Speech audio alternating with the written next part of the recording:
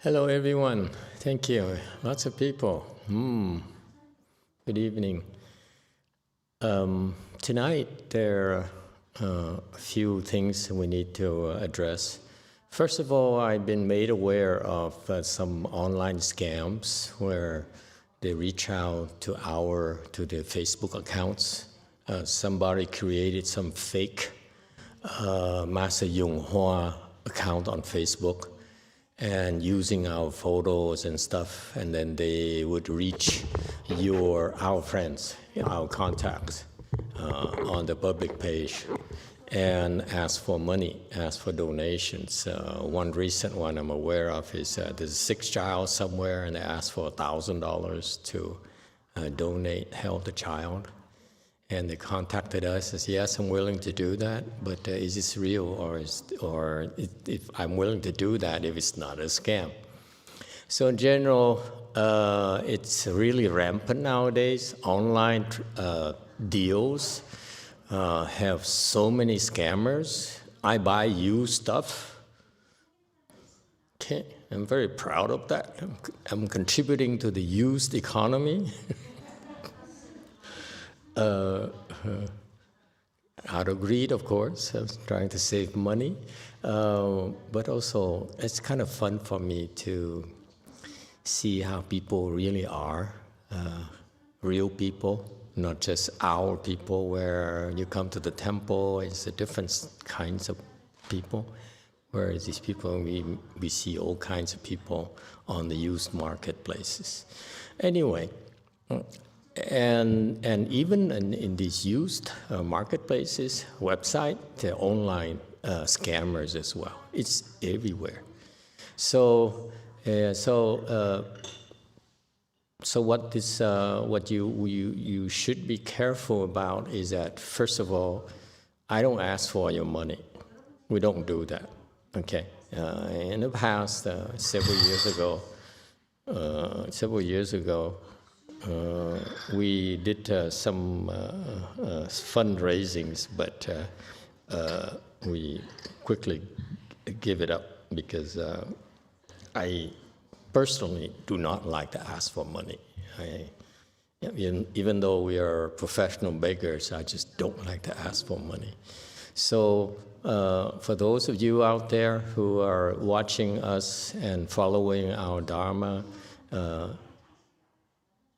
basically, we don't ask for your money. We don't do charity projects because we don't have time for it. And it's a different set of skills, and you require different resources. We're more on the cultivation, on the practice side. And so that's why we never have the need to ask for money. Typically, our philosophy is that we have the money, we spend it. We don't have the money, and we don't buy anything. Okay, don't be fooled by these scammers. They're very creative. But basically they ask for your information, for your money, and we don't do that. Okay, so it's very easy to spot these people. We don't ask for money. We won't ask you for money unless I call you into the same room, look in the eyes, and say, I really need your money today, or very soon.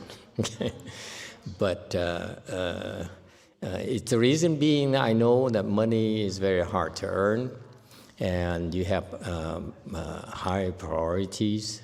So I understand. So that's why we try our best not to ask for people's money, and we've been able to do that and continue our work. Okay, so don't be fooled by these scammers, please. Okay, all right. It's gonna get worse and worse and worse because these people, they have nothing else to do. They sit in the computer terminals and come up with all kinds of schemes to get your money and breaking down computers and so forth. Okay, so please be careful. We don't ask for money, and if you're not sure, please contact us. We'll be glad to clarify it for you. All right, thank you. And furthermore, I'd like to publicly apologize to you. I know you come from a long way, have high expectations of me, and I appreciate that. I was planning on doing more cultivation with you, but it's becoming not possible. I have so much work, and then there's a backlog of work I need to do. So if I practice with you, then I can't do my work. Okay, so it's just like my teacher. They would tell the students that they don't cultivate anymore; they have to work. I'm finding myself in a similar situation where I just don't have time to sit and meditate with you. However, you don't worry. Don't worry that my skill will regress or anything like that. Actually, it's the opposite. It's a different form of cultivation. I will not be concentrating on, for example, developing spiritual powers and becoming like Wan Yin or something, Master YongHua or something. But I be having other ways to advance my skills as well. Okay, so it may be that's what I have to do for a while until my boys and girls are strong enough to shoulder more of my burden.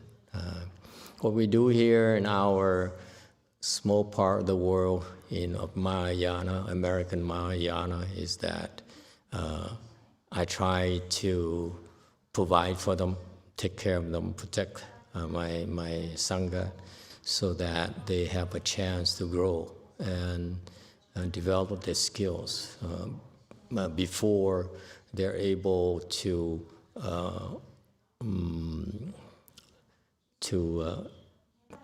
take on a greater burden themselves. All right,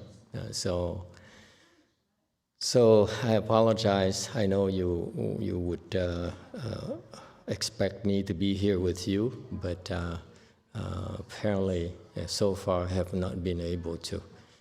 It's just too much work I'm trying to do. I have commitments I can't break. Okay. All right. Any questions or comments?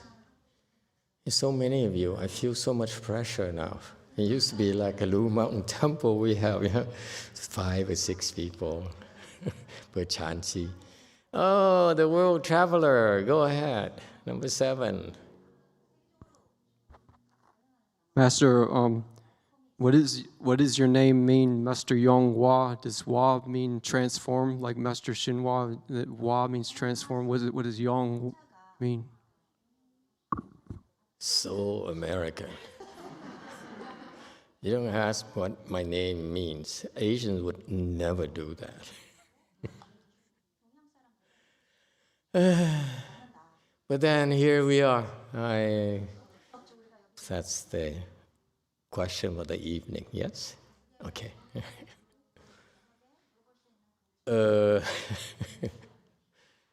It's an accident when I was looking for a name, because when I was basically a Ronin in Japanese. Ronin is a samurai without a master, without a lord. So basically, I had my teacher, Master YongHua, who I adore and venerate.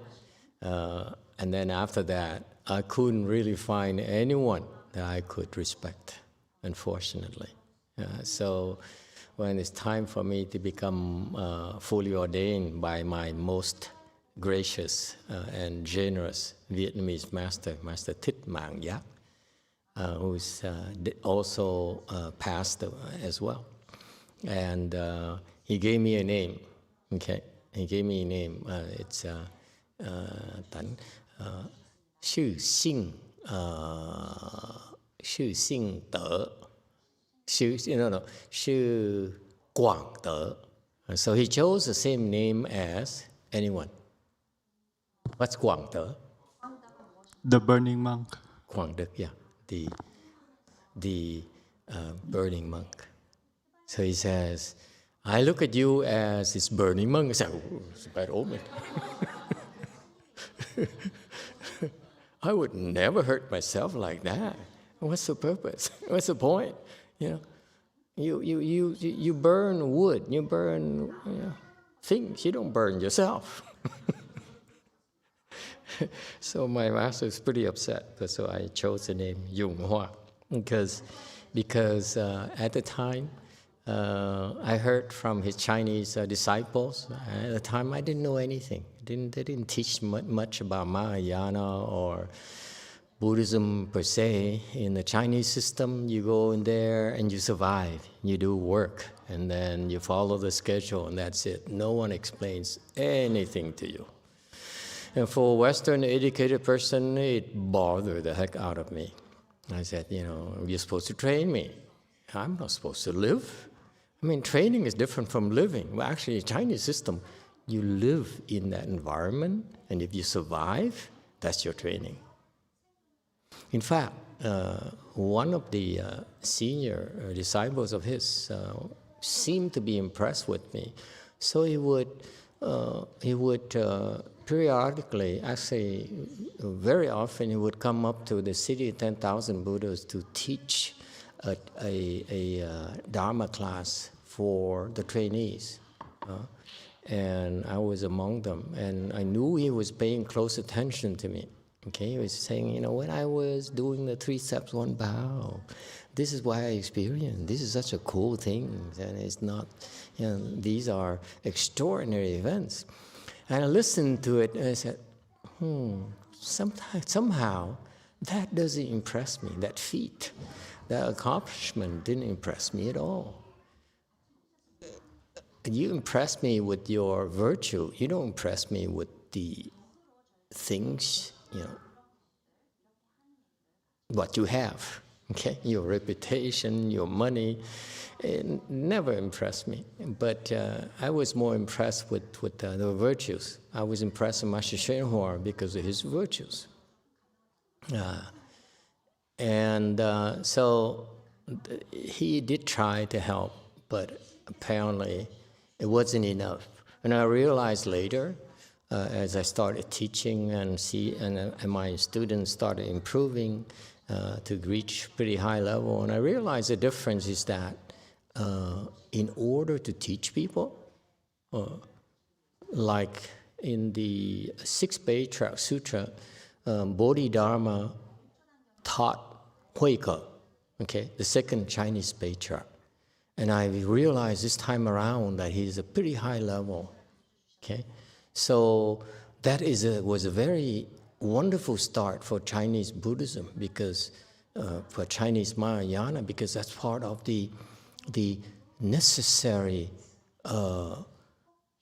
requirements to build the Mahayana. Okay, so Huike is pretty high, and it passed on, so he could teach. He could put a right emphasis into the future generations. These people are great thinkers. They have this vision for the future. They're responsible for planning for the future. So they put in place these building blocks. And because it's high level, you can rest assured that whatever he taught is part of this enormous building block he's building for China, Chinese Mahayana. So I was very pleased with that. And so not only that, but also the fact that he has samadhi power, so that which is necessary to teach people. If your samadhi power is less than your student, they will not be impressed. They would not buy into the message, to the teaching, to the doctrine. Okay, and so that's why I realized that in Buddhism we can't just rely on numbers, sheer numbers. Okay, but we need to build samadhi power. And the reason that I was not impressed with them, even back then, is that back then none of them really impressed me. I was impressed by the fact they've been around for 30, 50 years. But I wasn't impressed when they tried to teach me. So because the samadhi power is not enough. Okay, so that's why I'd rather build for your third generation. I'd rather build your samadhi first before asking you to be distracted like me and work. Okay, all right. So anyway, I was looking for a master, looking for a name, and I didn't like that name my master was a Vietnamese master was giving me.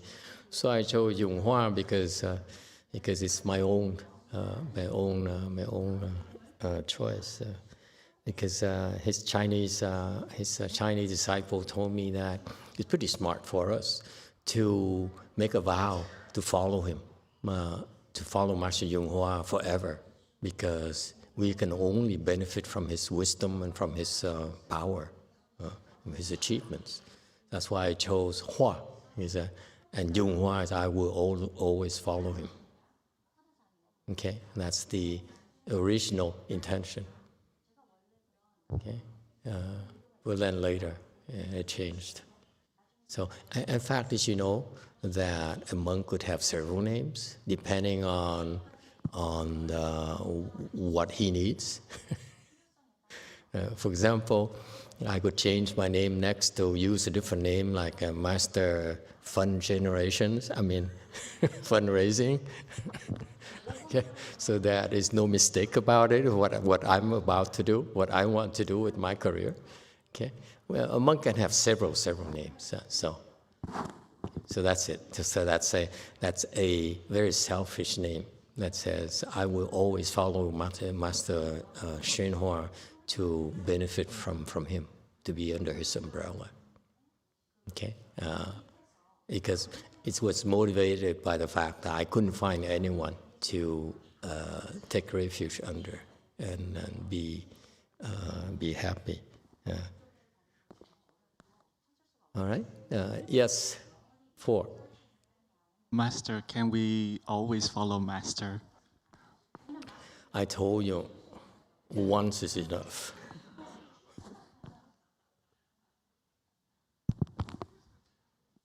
But thank you for the thought. I make sure I get out of here and will not leave any forwarding address. All right. Anyone? Any other questions? Yes, sir. 7. Hello. Great. I have somebody very close to me that's very sick, and I think will pass soon. And as I've learned through Buddhism and your teachings, that passing away isn't something to be sad about. And I worry about how I will show my grief to my family, who will be devastated. And I want to know how to appropriately grieve without attachment and how to still show compassion in a Buddhist way. What are you grieving about? I think I'll be worried mostly after it happens about my family. And I think the anxiety that will come from it will be from my relations to the people who are still here, rather than actually being sad about them passing. I didn't get that. What are you sad about? I won't be. And I'm worried that they will judge me for not being. Can't hear you. I won't be sad. And I'm worried that I'll be judged for not being sad. Because it doesn't seem human. Not being sad? Yeah. Why aren't you sad? I think they're a good person. They lived a good life. And I think they'll be in a better place. And I truly believe it. And so I don't think it's going to be a sad thing. When someone dies, you mean? Yeah. When someone dies, yeah. Like a family member? Someone your father, your mother? Extremely close to me, yes. They're close to you. You get along. You love them. Very much. But when they die, you have no sorrow at all. Not even grief. You're talking about sorrow. Yeah. I don't think so.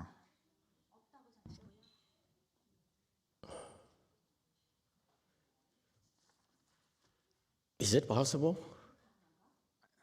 Seriously?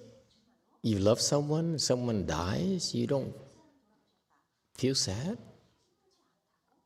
I think they lived an amazing life. Like, if I lived their life, Wait. happy. You think.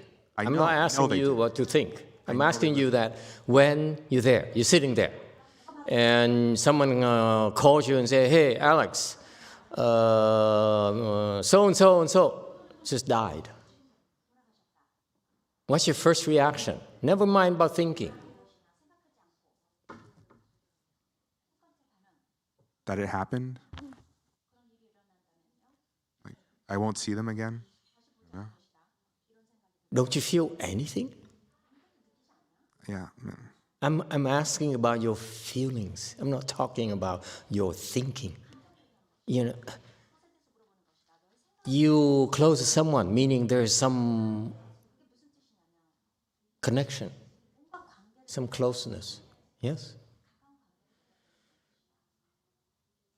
When you see your son in the morning, kiss him to say goodbye, aren't you a little bit sad?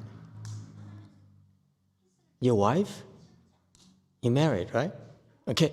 In the morning, when you kiss her goodbye and say, goodbye, honey, I'm going to work, aren't you a little bit like, something's missing in my life now? No? Because you think of work.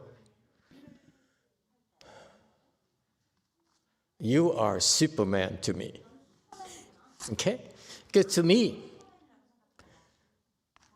I don't know about the rest of you, but I get attached to people. I get attached to seeing your faces every night. That's why I feel guilty that I'm not spending more time with you. That's why I felt compelled to apologize.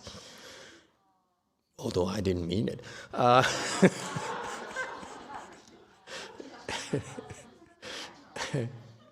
My point here is that when you said you feel close to someone, to me, this feeling is of closeness. Closeness is not a thought. Closeness is a feeling. You feel close. I mean, you sit close to someone, and you rub elbows, touch someone. That's feeling. You touch someone. It's a feeling right there that builds closeness. Yes? Or you can smell the breath, you can smell the perfume. You can see the hair pores in the face, the wrinkles in women's forehead, claws on men's eyes. Huh? Okay, that's closeness. Yes, you're so close. You can see those details that other people don't see. Okay, that builds a bond. That creates a bond. That creates feelings. So when you know you lose that bond, naturally, you feel a little bit sad. You feel like there's a loss somewhere. But what do? You feel that, and what you do is that you immediately use your brain to suppress the feeling. That's what's happening to you. Yeah? I think the emotion is like an attachment. Because it's useless, yes? Yeah, it's useless. Yeah, you tell yourself it's useless. Hey, man, what's the matter with you? It's perfectly okay to show your feelings for someone. You are made of flesh and bones and skin and feelings. It feels good to touch. It's perfectly okay to show your feelings. You don't have to rationalize everything in life.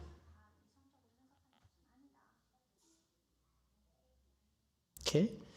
And that's what happens to modern day people, especially a lot of young people I notice who I have a chance to meet with and talk to them at the temples. Younger generation, younger than you. How old are you? 31. 31. You're young enough, yeah. Okay. Yeah, you young people, it is a, excuse me, it is a disease. What is the matter with you? You rationalize everything. You say, oh, everything for you is about gain and loss. Yes? It's not useful, therefore, ditch it. If it makes sense, I do it. Okay? So for you, everything is so logical, so analytical. Okay? And what you're losing is the human connection. What you see is the internet. You only see numbers, you see things, but you don't have any more feelings. And that's not life. Life is feelings. Okay? Yes, feelings is nice, and she's gonna hurt you so badly. Huh? That woman that you love, she will hurt you. Let me tell you, I'm warning you. It never failed. If you were stupid enough to love that woman, I mean that man too, they're gonna hurt you. That's the nature of feelings. That's the nature of love. There's no such a love without hate. Love, that strong love, is based on strong hate. Get real, people. You can't just say, oh, love is useless, you know, it's nebulous feelings and it's really meaningless, so you can't measure it. You know, you can't buy things with it. Okay? So, if you insist on rationalizing everything, so be it. And you're not different from many people of your generation. They rationalize too much. I find them to be disappointing because they're gonna be very lonely. It's a lonely life. You won't have any connections to living beings. I'm not talking about someone next to you and someone, you know, who's around you, like Mr. Buffett says, after the measure of success is when you die, you see how many people are around you or love you and so forth. I'm talking here this kind of happiness where you have like this special bond with someone, a feeling for someone. Okay?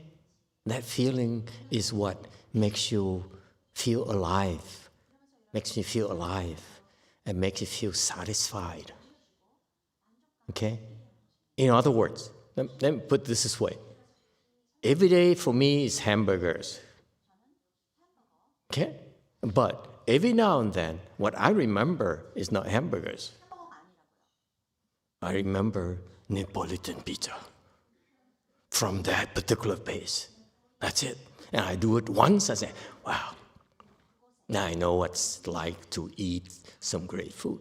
And that's it. I'm happy with that. So I have this bond here for that thing. That experience there is what makes us feel alive and satisfied, makes me satisfied.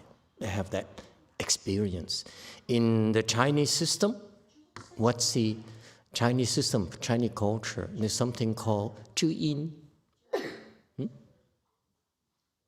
注音. Jared, you know what 注音 is? Jared, do you know? 注音 is one of these days we'll go back to it because it's to me, it's such a beautiful concept. I heard it a long time ago and it stuck in my mind. 注音 is that someone who 注 is know, in is sound. Someone who knows your sound. And there's a story between, back then in China, there is an official who excelled at playing the Chinese guitar. Okay? And that, what do you call that, new Chinese guitars? Anyway, Chinese guitar. And so he would take some time off, hop on his boat and go to the mountain and play the lute. The lute is a translation. Look up lute, Chinese lute. So, so he would play the lute, go to the mountain, play the lute to himself. Okay, and then one day he stopped his boat somewhere, along in the wilderness area and started playing. And he played the first song, and lo and behold, someone up in the rock, up above the boat, says, "Wow, it sounds like your emotions are like raging waters." I said, "Yeah." The official said, "Yeah, that's not bad." You see, he's playing second song, and he says, "Wow, your emotions are tempestuous as a tornado." And so he kept playing. I said, "Wow!" So he finally found someone who could recognize his sound, and that man happened to be a wood gatherer. So they got to talking. They shared, some tea, and he played and talked. And he played, and the guy commented, and so forth. And for that one meeting there, that is bond, as if for the first time in his entire life, he found someone who understood him, understood what he's about. He put his feelings, he put his whole being into this lute, playing the lute, and someone recognized that. He said, "Wow, finally, someone understands me."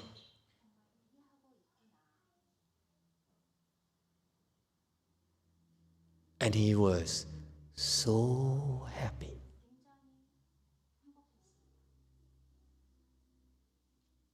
The story the Chinese didn't tell you, because it tells you that this man here, because of his special skills, he's so great at doing it, but no one could appreciate it. So what happens? He felt lonely his entire life. My skill of playing the lute, my understanding of music will go to waste because no one will appreciate it. My musical skills is meaningless to this world. He's very lonely. That's why he had to escape. This is my interpretation, okay? This is not in the Chinese scriptures, Chinese stories. So he had to go away from people because, you are disappointing. You have nothing to offer me. I need to rejuvenate my soul. So I go somewhere, play my music, because I myself can appreciate it. None of you can. That's how lonely he was. And finally, someone understood his music. And that's why he's so happy. He says, "I'm not lonely anymore. Someone on this earth understands me." And so, regrettably, they had to part companies. He had to go back to work, and then the wood gatherer had to go back to gathering wood. So they said, "Let's meet again next year." Yeah. So the official went back to the court and did his job for a year, okay? And then when the time came, he hopped on his boat and went up to the mountain again. And the first thing he did was anchor the boat right there, okay? And played. But at the end of the song, not a single sound. So he said, "Hello there, are you there?" So that's okay, I wait for you. So play another song, waiting for his friend, his Chu-in, the knower of his sound. But he played and played, no one came. So he started wandering around, in the mountain, and happened upon a woman, an old woman, We asked her, "Do you know of any wood gatherer in this neighborhood?" She said, "Oh, you must be the official my son told me to look for." Okay? And I said, "What happened?" He says, "My son told me to go look for you because he had a rendezvous with you at such and such spot. But he can't make it because he's dead.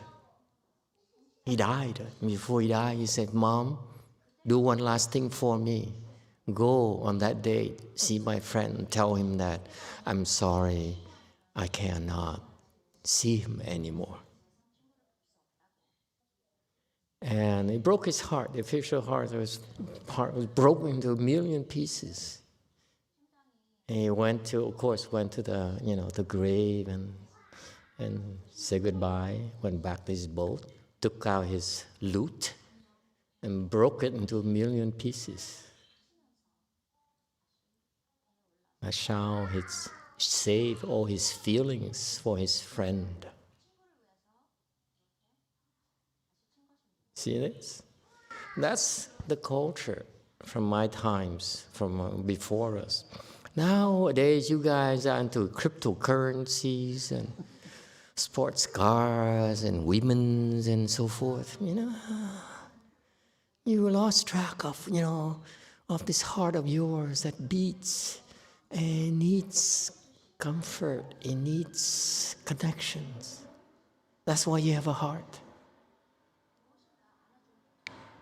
Cut it out, folks. Have a heart, have feelings, perfectly okay to me. Okay? There's a time for rationalizing. When you invest in cryptocurrencies, by all means, be analytical, be ruthless, be logical. Okay? But there's a time to live as well. When you go home, use your heart, use less of your head. Okay? How do you get here again? Does it help? I feel that you're missing out on life if all you do is rationalize everything. Okay? There's work where you rationalize and use your brain to analyze and decide. But at the personal level, it's okay to have feelings. Okay? Because if you don't, I'm warning you, you'll feel very lonely later on in life. Okay? The money will be gone.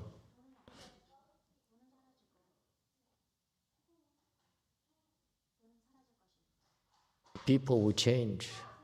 But that feeling there is what the impression in your heart. That's what stays. Not the profit and the gains, not the fame and the... Okay? So that's why in my era and the times in our cultures, we value loyalty. Not just profit and gains, loyalty. The Buddha's disciples are extremely loyal to him. I'm extremely loyal to my teacher.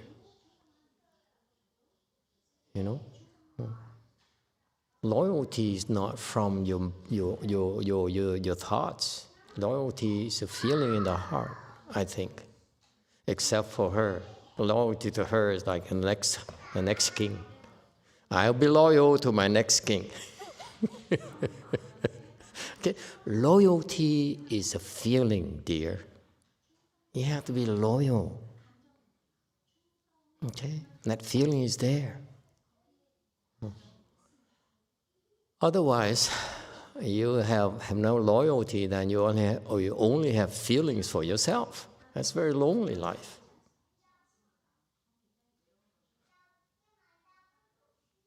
Anyone? Why are you so quiet? Am I the only one who feels this way? Huh? God. Yes, 6. Thank you, Master. I agree with what you're saying, and I don't think anybody has really known what love is until they've been married during a pandemic with a stay-at-home order and worked from home with their wife or partner during that time. I would not be able to survive. Tell you that right now. If it's okay, I'd like to share a small story Sure. about that experience. Yeah. Enlighten us, please.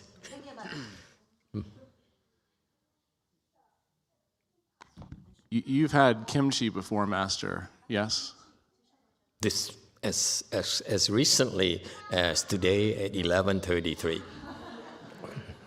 So you know that kimchi can have a bit of a odor, Odor? like a smell. Like, No. We call smell it fragrance. Yeah. Yes. We go.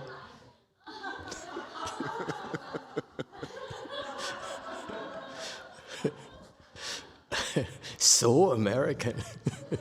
But go ahead. Let's do it your way. So during one of my meetings at home this morning, my wife, who is Korean, Hanguk Saram, thought it was a good time to start cooking kimchi. Have you ever had cooked kimchi, Master? Yes. When you cook the kimchi, I felt like I was truly experiencing life. So dramatic, this guy. It gave me a strong feeling. For some, it's the lute. For Peter, it's the kimchi. And it made me appreciate my wife in all sorts of new ways. So much that when she left the house to run errands, I was still appreciating my wife with a very strong feeling. Basking in the odor of kimchi. And he would not open his windows for at least a week. And I just wanted to share that story because I think when I'm old and the money's gone and everything hurts, I'll still remember what a strong feeling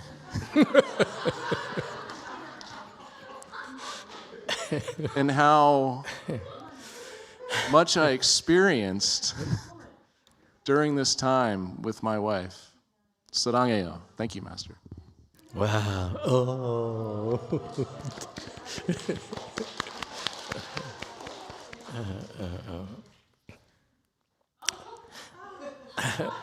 I'm speechless.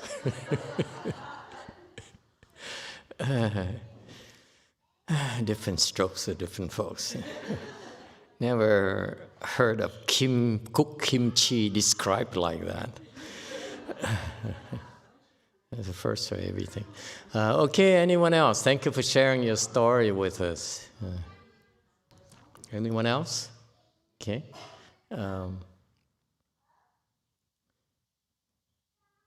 All right. The last night, the master says, he said, you should not be casual or lax. Okay. I try to get to the point. When you listen to this, you have to look at the setting. The setting is that back then he had a lot of disciples who were Caucasian, and they were hippies, they were drug users, they're homeless people, and so forth. So that's why they don't understand. Like us Asians, we go to the temple, we are more reserved, we be on our toes. That's why he said that. Okay, so that it's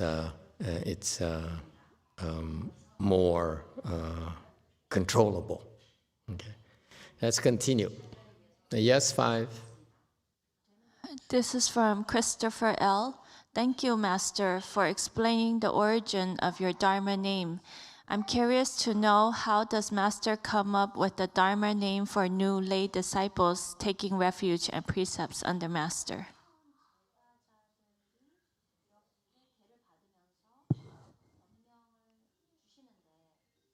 How? Well, we have a list of names, and then we throw darts.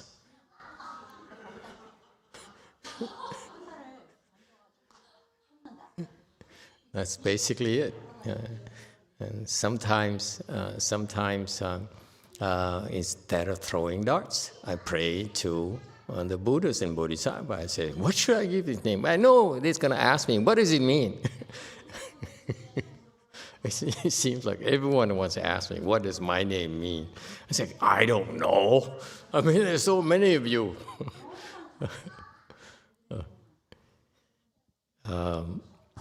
But my answer usually is, give it time. You understand why, and your name. You have such a name. And sometimes it's premeditated. Sometimes it's sheer luck. That's sometimes it's where the dart landed, if you will. Okay. All right. 5. From Alta D, Master, sometimes I have too many feelings, and that's why Buddhism helps me. It helps me disconnect from the feelings skandha to Buddha nature. Sometimes my feelings are overwhelming. I need to calm down. Yes, in that case, then be more like Alex. Okay, there's a balance somewhere. Buddhism is called the middle way. Middle way meaning that, what is middle way, by the way? Huh? Yes, Kath.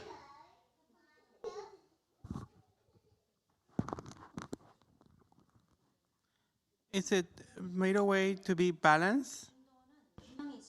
Balance. Is it what you taught in No, Bible school? it's just my opinion too. Okay. Just thinking as a Buddhist right now. Is it what you found out so far? It turned out like your life is more balanced now? You're learning more about Buddhism and got some awakenings? Yes? Probably. Probably. Okay. You're not Buddhist yet. Anyone else? 6. Hello, Master. Avoiding extremes. Avoiding extremes. Very good. What else? What is the middle way? The Buddhists are so proud of it. They said, we are the middle way. Or my disciple puts it, middle way. Okay? The Vietnamese, they pronounce the I with the mi. Middle way. Minister. Yes, what does it mean? Anyone else? Yes, 4. To not get attached. Not get attached. So does it mean not get attached to your wife? Yeah. Careful. Yes. No, do not get attached. Neither my wife, neither my daughter, but yet love them very much and take care of them. You love them, but you're not attached. Yes. You're just like Alex, rationalizing everything.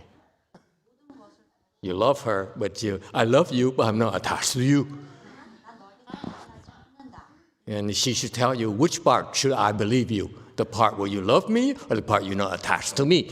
Because I believe the part you're not attached to me, should pack my bags and go see my mother until you wake up. Anyone else? What's the middle way?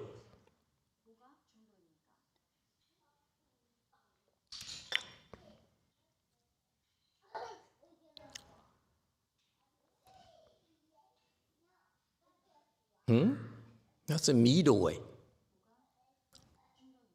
Old monk, What's the middle way? He said, I don't know. Tell me, ask me about Chan, ask me about paramitas and so forth. Don't ask me about middle way. Master Z, what's middle way? You Vietnamese, I speak your language. Well, look at Xian Kung, she jumped up and said, let's give him the microphone.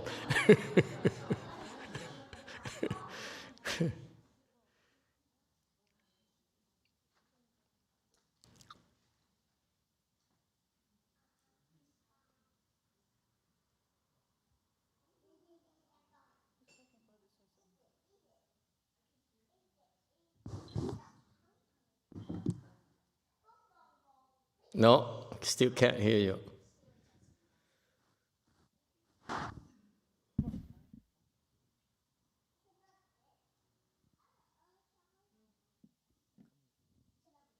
No, still can't hear you. It's just like every night we struggle with all this inter-temple thing. No.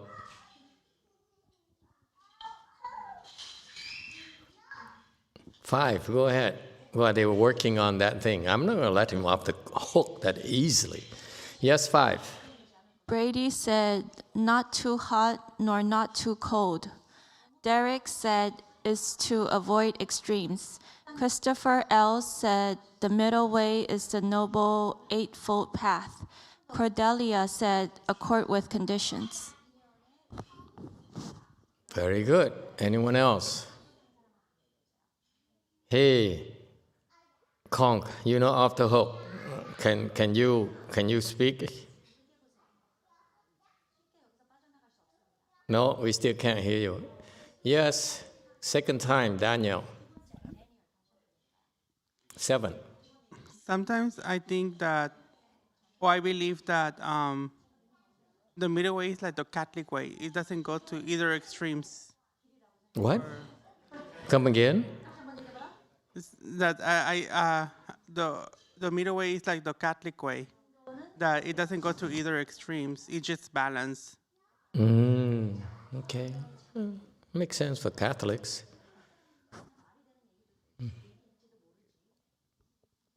Anyone? 5.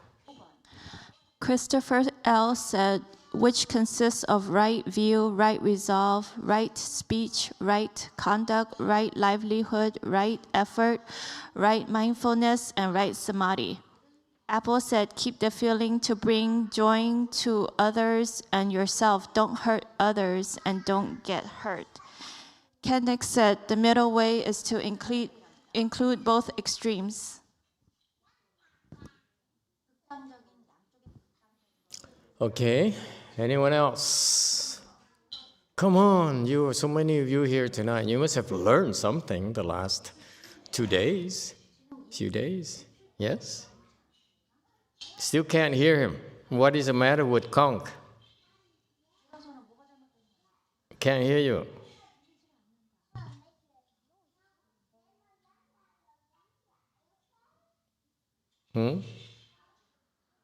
What's the middle way? Is that our side or their side?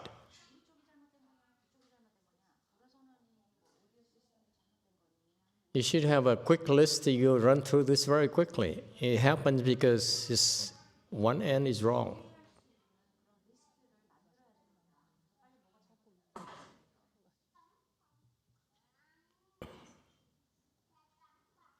Please take the time to create a checklist of the sound problems here. You should go through them and add to it as you discover more. But that should not be like every time you reinvent the wheel.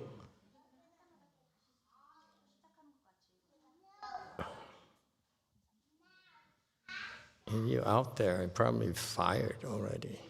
Number 7, go ahead. Being free from the 3 poisons, the greed, anger, and stupidity. Okay. Anyone else? Yes, 7.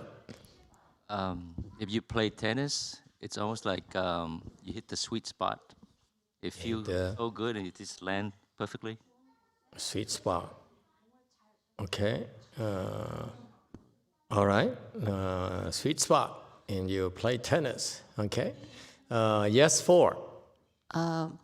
Don't get stuck in any way. Don't process at all.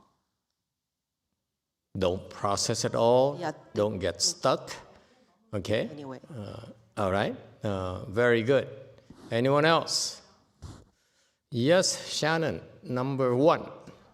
I think it's when you can see both sides See both sides. and you're just in the middle. You acknowledge both and you're calm, I think. You're calm. Middle way is calm. You cannot get angry. It's okay to get angry. That's a middle way too. Yeah, all sides. So it's all over, in other words. Yeah, I think I'm wrong about this.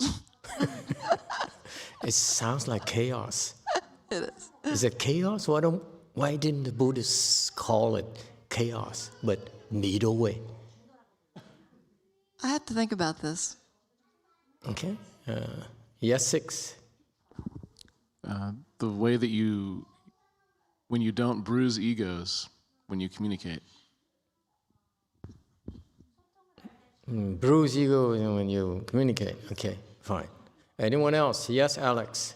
7. Though rivers are many, they become one in the ocean. Okay, rivers flow to the ocean. Okay, what does it have to do with middle way? It's believing that there are multiple rivers, but that also is only one ocean, and that's where they're all going to.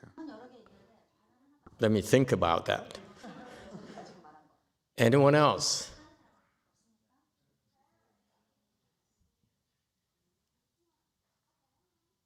Okay, of course. Conk, your last chance.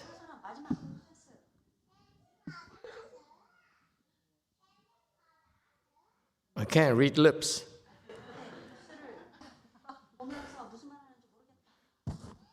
Yes, 4.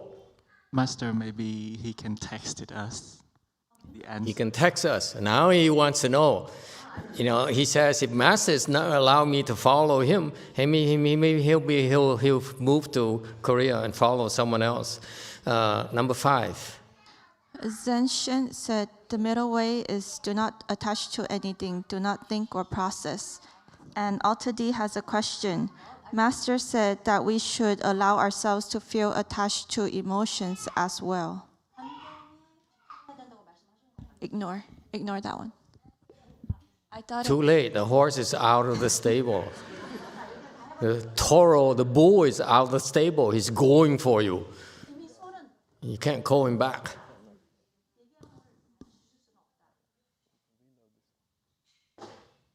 Okay. Yes, 5. Kay said the middle way is your good knowing advisor. Who's Jason K? Is it someone we know with a pseudonym so that we can't figure out who she is? Maybe. Okay. Anyone else? Okay, very good. Your answer tells you where you are in your practice. The middle way is a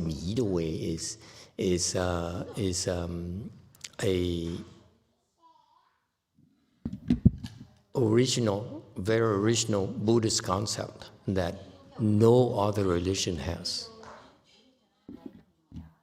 Okay, technically, it refers to the fact that,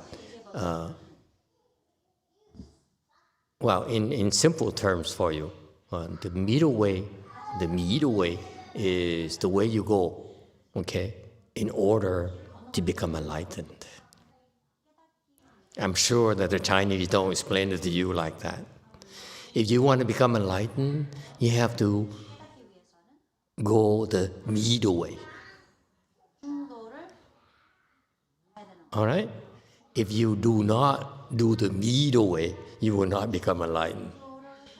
That's the trick. It's not balanced.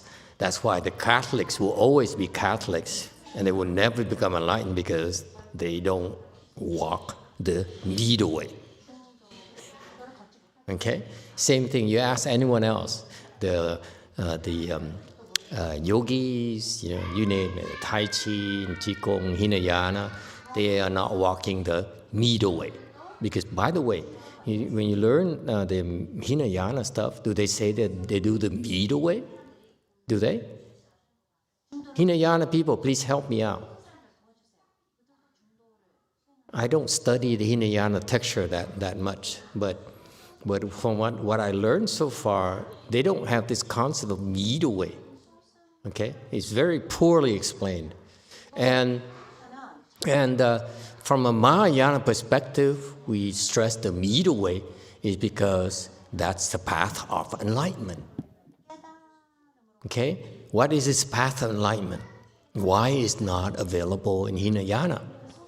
Okay, when you become enlightened, then you begin to see the world differently. You wake up from your dreams.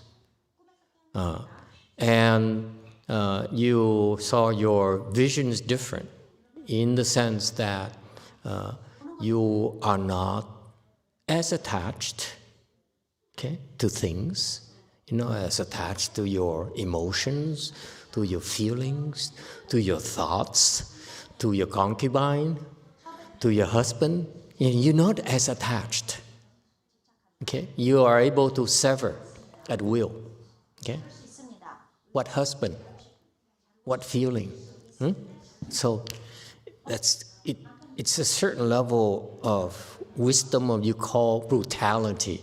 Okay, like your son, like Diego's son, hanging by a daughter hanging at the window's ledge, says, "Daddy, Daddy," and when Diego says, "What, Daddy? Goodbye." Okay, that's how brutal it can be. And it's just, what daughter? It's not talk, my friend. Your answer to me is talk, but it has at the point, and I hope you don't try it. Put her on a ledge and see if you can push and not help her get off. Okay? Because that's how because you see, everything is empty. What money, what fame, what church, what God, what Buddha? Nothing. Nothing whatsoever. Okay? What church, what master? Okay? So, in the Chan school, how is that taught? So when you meditate, you see a Buddha, okay? Shoot the Buddha. When you see a demon, cut his head off. No hesitation, no thinking, oh, Buddha came. No, shoot him. Pull our 44 Magnum and I'm glad you're here. That's Buddhist. That's Mahayana Chan, by the way. I mean, to the Hinayana is sacrilege. How could you kill the Buddha? How could you kill the Buddha for us? Thank you for coming. Because even Buddhas are empty. Is it clear? You see? Let alone your daughter. Think about it. You can shoot at the Buddha, then you can drop your daughter off the cliff. Yes, Daniel. What's balance about that? There's no balance. What kind of nonsense is balance? Balance is for ballerinas. We are Mahayana. It's different from ballerinas. Go ahead. Defend yourself. Defend your religion. I just have a question. So if you are in nothingness, can someone get attached to nothingness? And like for example, let's say that you get enlightened and you are in that state of enlightenment. How could someone be attached to nothing, be able to live his own life without being attached to anything or have nothing. That's why we Buddhists are superior. You know what I mean? I mean, we can be detached from anything, which you cannot do. Can you detach yourself from your own God? We can shoot our own Buddhas. It's perfectly acceptable. I do have a 44 Magnum. I've been target shooting just in case the Buddha shows up. We're honored one. I'm glad you came finally. And the only Buddha I would not shoot, by the way, is Amitabha Buddha. Because if I shoot him, none of us gets to go to the Pure Land anymore. Yes, 7. Like an example, it's like because I don't see as attachment to God because there's no such a thing in my own understanding. You cannot be attached to God because we are created by God. That's what we know that is true to be true. So there's no attachment. You don't know it's true. You believe it's true. Do not speak nonsense. That knowledge is not available to humanity. Humans cannot possibly know that God exists. That such knowledge is not possible to humans. You're speaking nonsense. So you don't know that. How do you know? You believe that, yes, but you don't know that. How do you know if the Buddhists exist or if or like Buddhists or no, what's it called though? We know the Buddha exists because we enlighten. Then we know, we verify it. You haven't verified yourself. You have not, you Catholics have not, none of you has ever verified for yourselves that God actually exists. But we don't need to. We verify that God exists. We verify that Buddhas exist. We verify that Arhats exist. We verify that Bodhisattvas exist. Okay? We know it. That's why we talk about it. It's not a concept. Like it's certification. In Buddhism, it's called certification. But We certify those things. What's the point of? This is my own opinion, of course. It's just my own opinion. But why do you want to certify it if you know that it's going to be true? Good question. And you certify because the people who have wisdom can certify so that to inspire faith in those people like you who have no wisdom. That's the system in Buddhism that's unique to Buddhism, where we actually certify. The certification is from someone, a sage, if you will, Buddhist sage, who has wisdom, who verified himself already. So he certified that the next person also is able to do that. So Master YongHua, my teacher, is a sage. So he certified his disciples. Okay? So he himself was certified, and when these people, they know about God, they know about Buddhas and Bodhisattvas, because they experience them, they meet them, they learn from them. You think that the Buddhas and Bodhisattvas, when they wish to teach us, they will not manifest themselves? Okay, they do.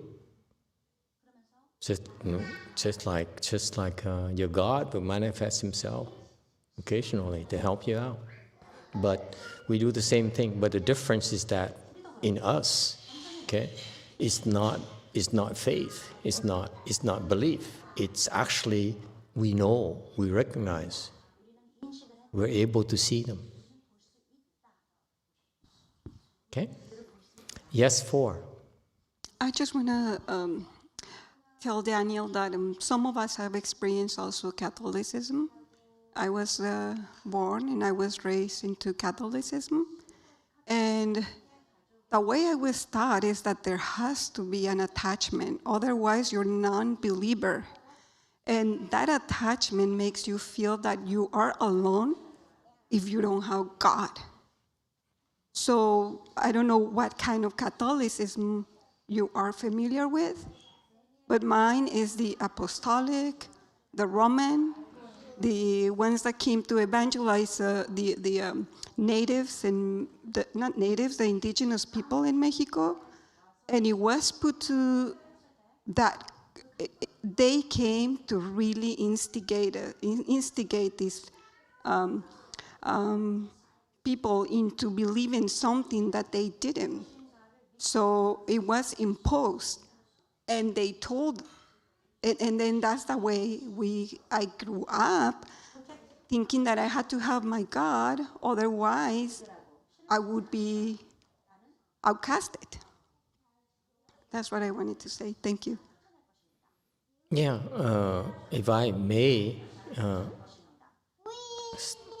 go out on a limb, the reason that many people believe in religions, that non-Buddhist religions, is because they needed help.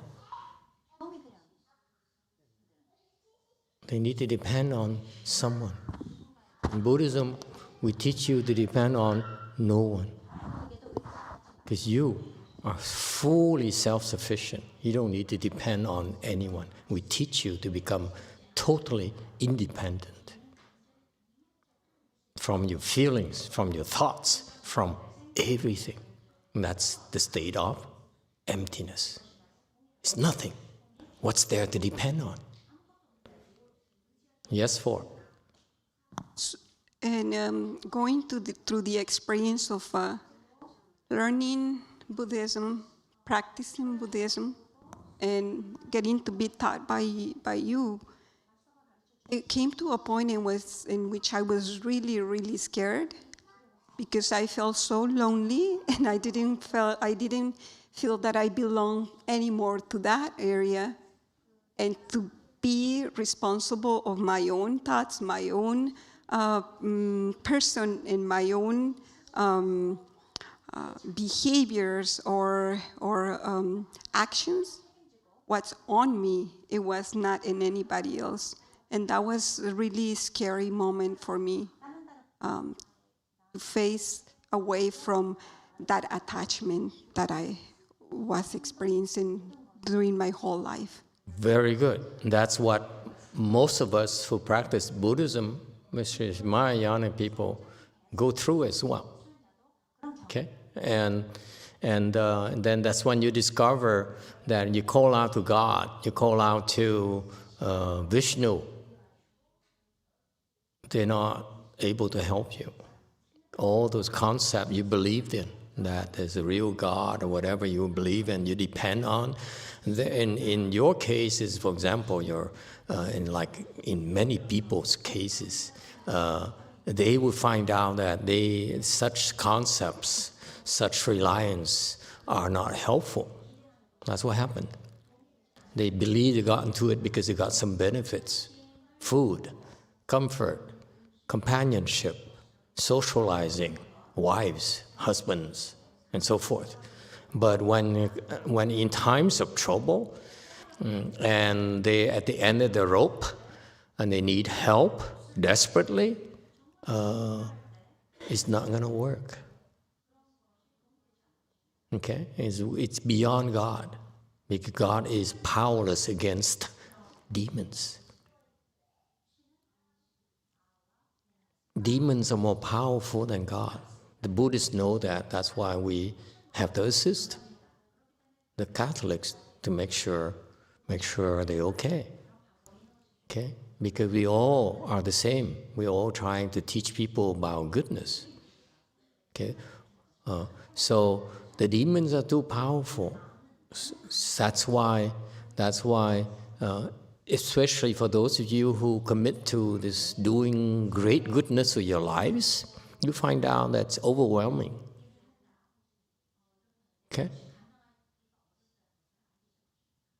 So that's why the conventional wisdom, the worldly wisdom, is not enough. Q&A. Sorry to keep you waiting for so long. Thank you, Master. I would like to try to answer Daniel, the Catholic. In Buddhism, we are trying to be non-attached so that you can be unbiased. Then you can help the good, the bad, and the ugly. That's all. Okay. Does that help? Okay. Next Q&A.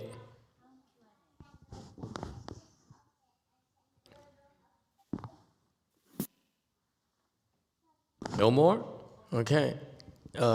Number 2. A Di Đà Phật. Theo cái lịch sử và chứng tích á, thì đạo Thiên Chúa Đức ra đời là cách bên nay là 2021 năm. Theo Tây lịch đó. Mình nhận dịch đi.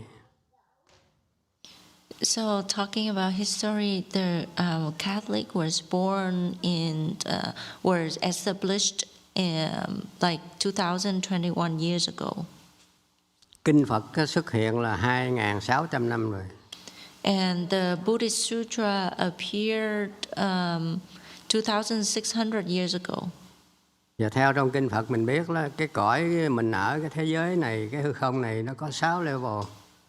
And then based on the sutra, we know that the world that we live in has 6 levels. Trời, thần, quỷ, rồng, nhà người có 6 level. So it has 6 realms like the heaven, the human, and the ghosts, and blah, blah, blah. Thì cái cõi của Chúa đó là cái cõi cao nhất trong chúng sanh của mình, họ hưởng phước báo nhiều nhất và họ biết thần thông bay đi này nọ, còn cái loài người mình là mấy đôi dưới này thôi. And then the realm of the God is like they have spiritual power, they can fly around.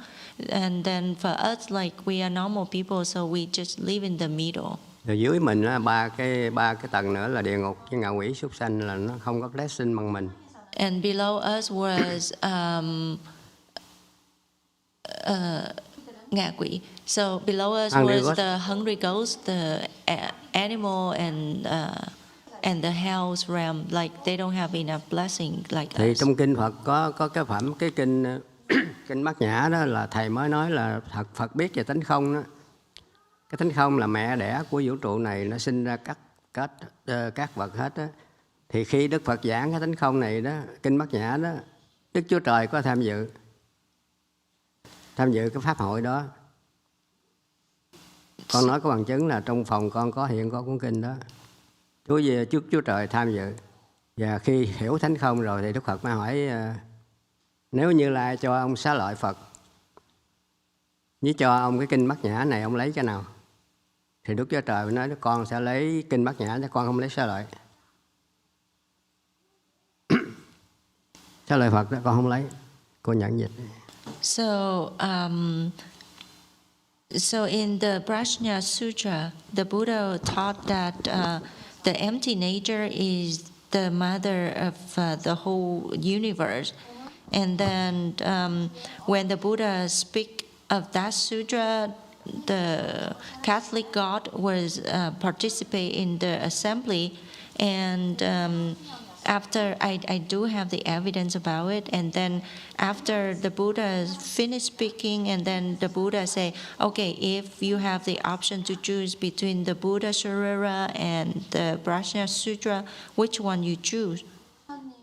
Thì Đức Chúa nói là không phải con không kính trọng Phật, không kính trọng xá lợi, nhưng mà con nhận kinh Bát Nhã. And the God say that it's not that I don't respect the Buddha Sharira, but I would like to choose the Prajna Sutra. Vậy Chúa nói là cái xá lợi Phật đó là phó sản của Phật, tức là một cái Đức Phật chết rồi mới thành xá lợi, mới thiêu mới có xá lợi.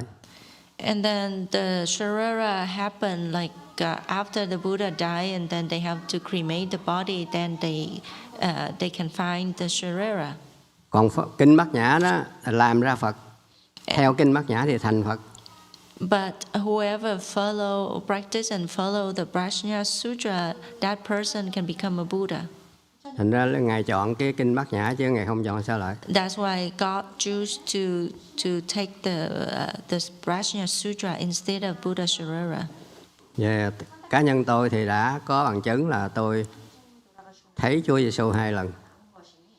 And personally, I met Jesus twice.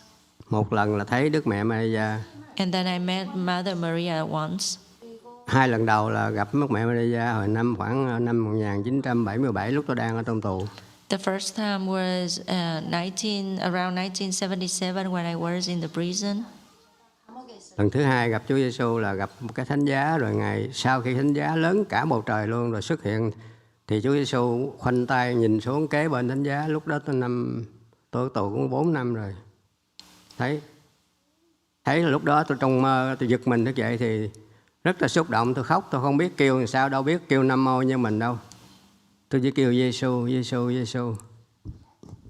And then the second time, in my dream, I saw there was a big cross that covered the whole sky.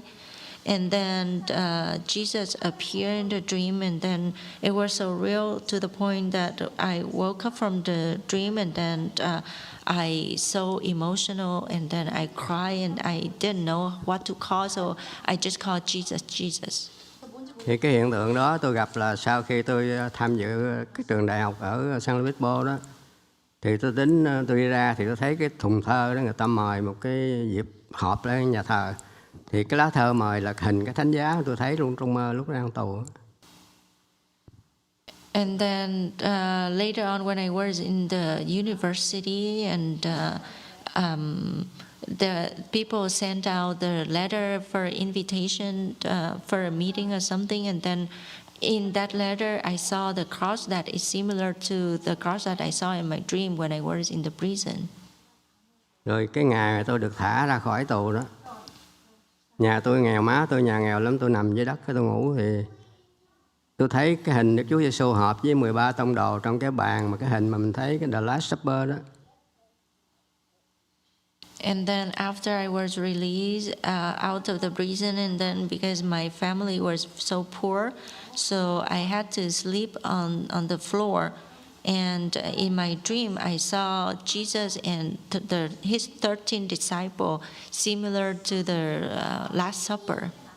Thì tôi thấy tôi đứng trong đó tôi nhìn thì Chúa Giêsu mới quay qua tôi mới chỉ cái ông ngồi cuối bàn đó, nói ông đó là ông Thánh Ma-chơ đó. Chúa Giêsu nói với tôi trong mơ như vậy. Tôi thấy tôi đứng nhìn cái bàn họp người ta thì Chúa quay qua tôi mới chỉ cái ông cuối bàn này, ông đó là ông Thánh Ma-chơ đó.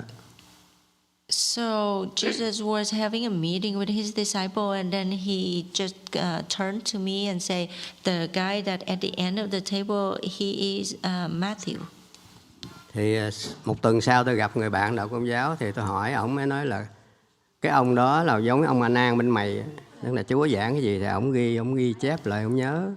And then a week later, I met with my friend and told him about my dream, and then he said, you know, that person is similar to your Anand in Buddhism, and then he wrote down whatever Jesus taught. Rồi cái nhà thờ này nè, quý vị đang ngồi nè, là thầy mình không có tiền mua. Tại vì chùa mình tôi biết.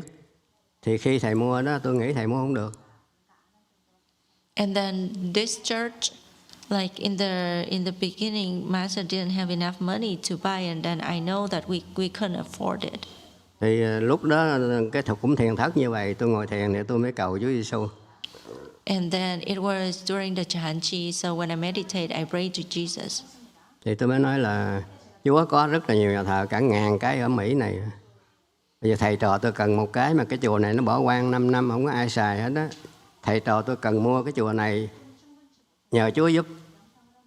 And then I pray to him. I say, Jesus, you have thousands of church, and then this church people was abandoned for 5 years, and then we really need a place to practice to cultivate. So could you please help us to get this place? Thì sau khi thầy mua được thì tôi nghe nói là người ta đưa thêm 100.000 tiền cát nữa, mà cái bà mục sư không bán mà bán cho chúng ta, không có lấy 100.000 cát kia.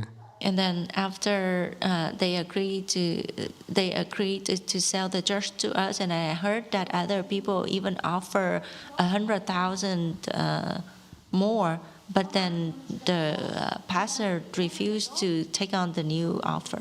Rồi sau khi mình mua xong rồi tôi rất là mừng, thì tôi mới làm cỏ ở ngoài cái hông này nè. Cỏ nó cao tới khỏi đầu gối mình. Thì tôi cuốc cỏ lên, chỉ một nhát cuốc thôi, nó văng lên cái tượng bằng inox. Một vị thánh trong đạo nói là cái hình để là pray for me. Bây giờ tôi còn kỷ niệm trong cái túi tôi mang mỗi ngày nè. And then after we got this temple, I was doing landscaping, I was cutting the grass, and then I found what do you call like cái tượng bằng inox, cái bandana để đeo lên ngực. You found like a pendant, like you similar to the necklace, and then it was the image of one of the saints, and then in the back it say pray for me. Rồi khi mà nhà thờ dọn đi giao lại mình á, bỏ tất cả những cái đồ cũ họ đó, thì cái hình Chúa Giêsu bằng vải cũ rồi, tại vì cái này nó lít 5-6 năm nó mục nát hết rồi, thì nhà thờ họ dục trong đống rác cái hình Chúa Giêsu. So after the old tenant moved out, and then they left some stuff behind, and there was an image of Jesus that like very old, stained, and then they throw it in the trash. Rồi tôi mới xin thầy là con xin cái hình này con về con thờ trong phòng con để con cảm ơn ngài. Thì thầy ok, thì bây giờ tôi đang thờ ở phòng tôi đó. And then I saw it. I asked Master permission. Say, can I keep this picture so that I can worship in my room? And then Master agreed. So I still have that picture with me.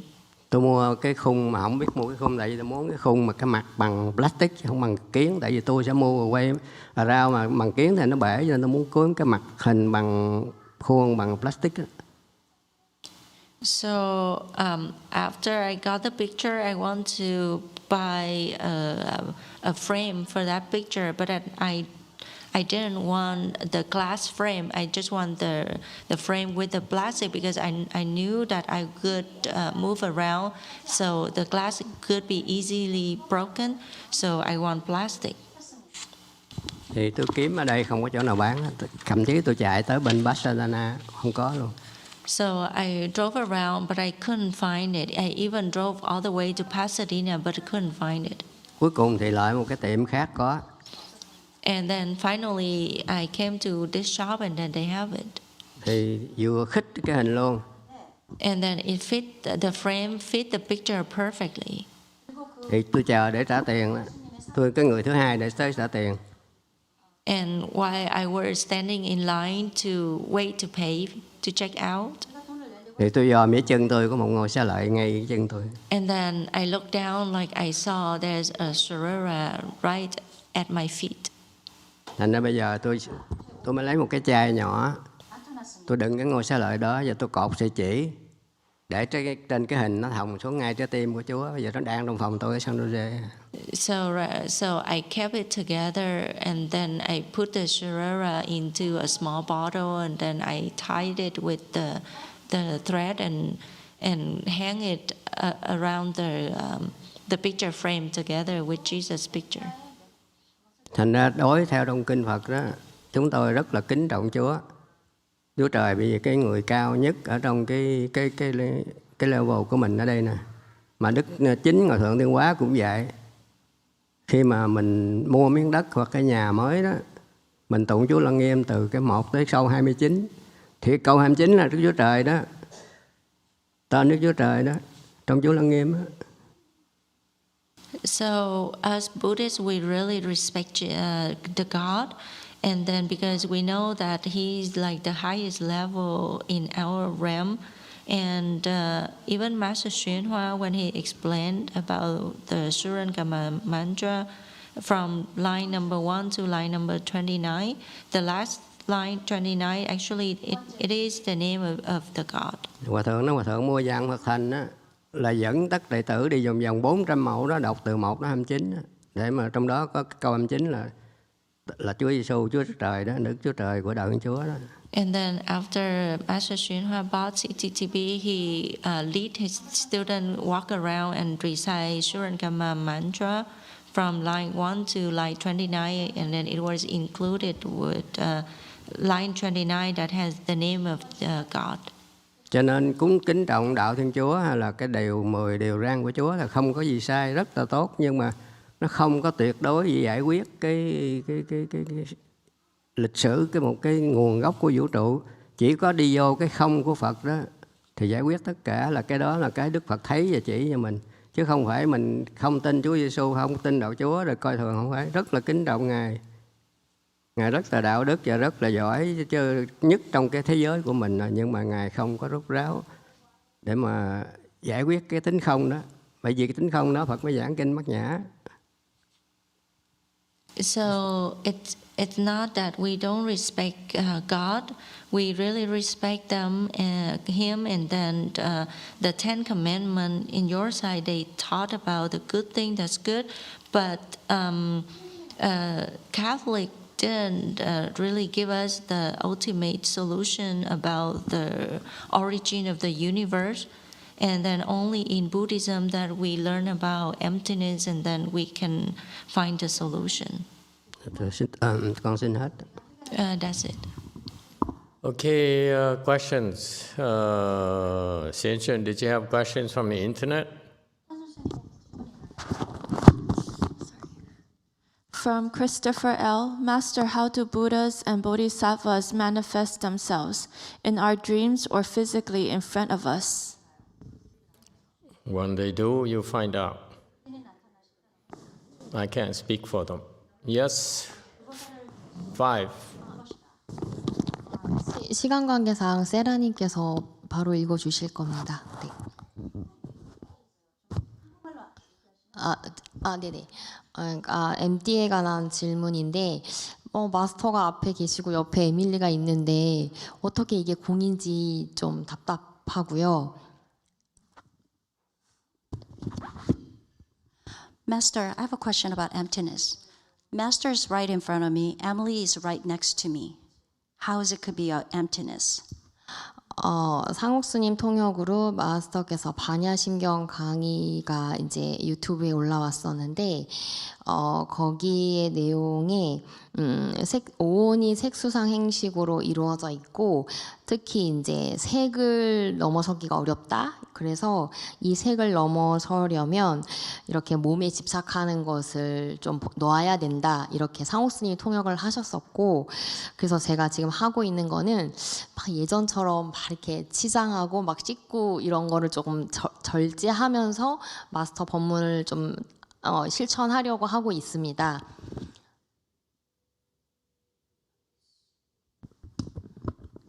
So Sanguk Sanim uploads some video related to the heart of the Prajnaparamita Sutra, and she mentioned about 5 skandhas and especially the form. I'm trying to let go of attachment to my body. So what I'm trying to do is I try not to decorate myself. Also not washing as much as before.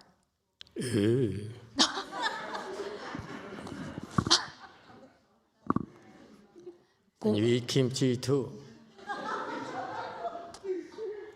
The Americans will have a problem with that.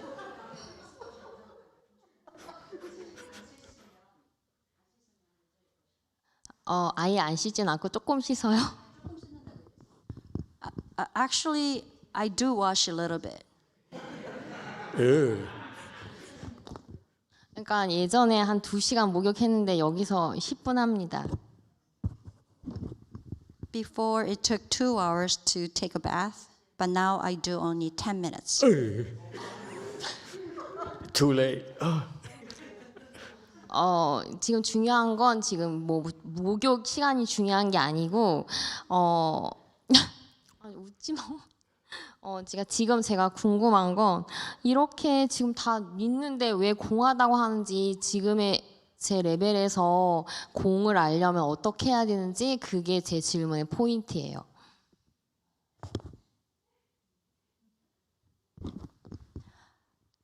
I believe the important thing is it's not about bathing hours, how long I bathe.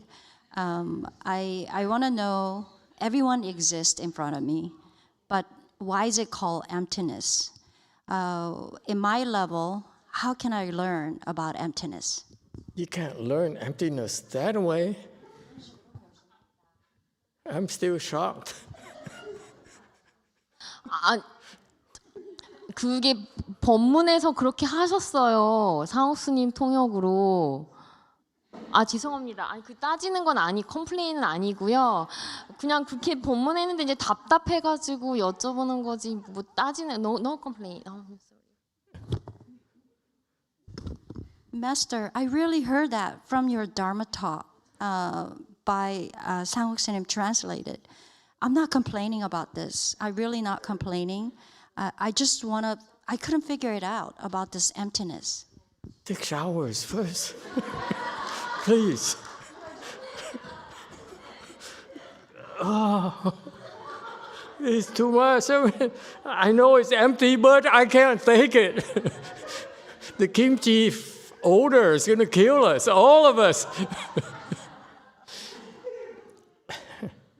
Yes, oh my. Number 2. Cái không đó là cái chính tôi cũng thắc mắc, và tôi xuất gia cũng tại vì cái đó đó. Tôi biết cái đó là cái gì. Tại vì tôi nghĩ người tăng là giữ cuộc đời tịnh hạnh rồi giữ giới thì sẽ mau biết cái đó hơn, cho nên tôi mới xuất gia. Very good. Hey, Conk, Master Z, what is that emptiness? They conveniently have not fixed the sound problems. I'm not letting go. Okay. I know it's emptiness, but I don't care. Say something. Master, you hear from us, Master? Yes, thank you.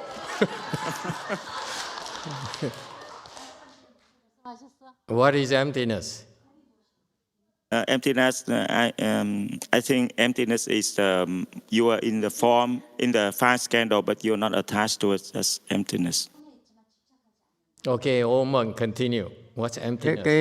Cái emptiness đó thì I don't want a whole essay. I just want 3 sentences, okay? I'm cutting you back now. I gave you 4 now, and I'm only give you 3. Tức là ở các form á, thì nó không độc lập, nó tùy thuộc với nhau, nó thành một cái hình gì đó thì cái gọi là không, chứ không phải là không có gì, không phải là zero, mà nó tùy thuộc vào các nhân tố khác. Đó là các pháp. Còn đối với cái tâm của mình á, là cái tâm trống rỗng đó, cái tâm mà không suy toán, cái biết của mình á, thì gọi là Phật tánh á. Hai cái đó nó đi đôi với nhau. Và chính tôi, cái ngày thực thứ 17 trong 27 ngày cách đây 2 năm đó, tôi nhìn ra cửa sổ này từ một cát trên cái núi đều như vậy đó. Tức là một đống lên chứ không phải là một cái núi. Mình thấy nâu nâu đó vẫn là những hạt cát màu nâu, xanh là những cái hạt nhỏ chlorophyll màu xanh của cái lá thôi. Nó hiện ra trong khoảng 5-10 giây vậy đó. Thì nó ứng yên ra lại. Thì cái bằng chứng là ngay lúc tích tắc vừa xong thì cái hộp xá lợi tôi sinh là một ngôi vàng rồng liền. Tức là chứng minh cho mình thấy các pháp nó di động, nó không có một vật chất nào là của mình hết đó. Mà cái di động theo gì? Theo cái nhân quả. Để cho mình đừng có chấp. Rồi còn cái không mà cái không kia đó, cái biết của mình đó là cái Phật tánh, cái biết của mình chứ cái gì. Chư Phật là nhập được cái không đó. Nên Ngài muốn hiện, muốn thận, muốn làm gì làm. I'm sorry, he's going to keep going. Okay, before I give you the answer, will you promise you to take showers? Please. 샤워를 하고요. 시간이 이제 많이 줄은 거지 샤워는 하죠. I do take shower, but the length of shower is decreased. The real shower, not. 욕조가 없어서 샤워를 못 해요, 여기서. I'm sorry, I can't take shower. There's no bathtub.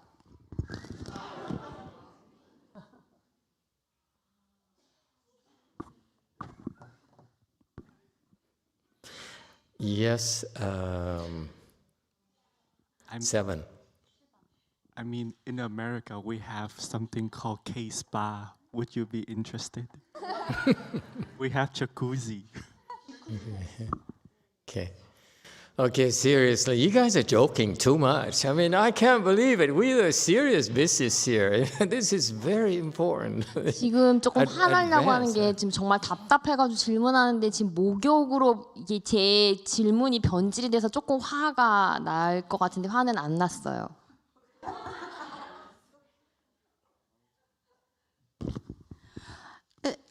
My question was something else, but it was kind of frustrated.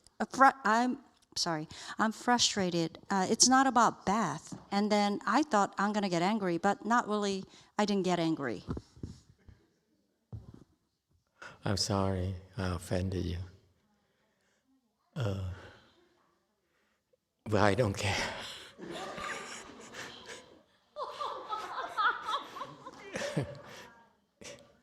Something cannot be that empty. Okay, let me explain to you what this emptiness thing here is, okay? All of you, all your answers are pretty good. Close, but not quite.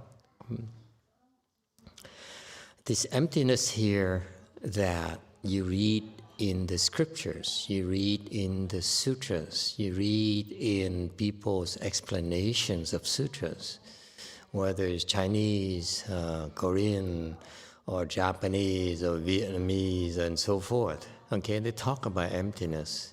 Okay, and no one ever asked the Dharma master, the speaker, about what it is the way you asked them, okay? And that's why it's never really answered for you. Today I'll give you the answer for the 21st century, because what we've seen in the scriptures is just a lot of emptiness. Everything is empty, and it's perfectly okay for you to say, but how do I experience this empty thing here? So it's a very, very good question. And the Asians are too polite that they don't dare ask such pointed questions. Okay? But here in the West, we are a lot more chaotic and even more irreverent. So it's perfectly okay to ask such insolent questions. So what is this emptiness thing here? Okay. When you realize it's empty, whether the kimchi odor is empty or the body odor is empty, what does it mean? Right? Let's be practical. Emptiness is, yes, it's emptiness. Everything is empty, but tell me, how do I experience emptiness when I don't take showers? Does it mean that how would people experience the emptiness? I have this body odor, okay, because of lack of proper washing. I'm sorry I keep on harping on this, okay? But the point here is that it's a very good question. How do I experience this emptiness? It's a fair question. How come the Asians never asked that? Did you ask your Korean Sunims that question? If you did, they would have shown you the door and don't ever come back. Is the answer. Okay? So how do you experience this emptiness?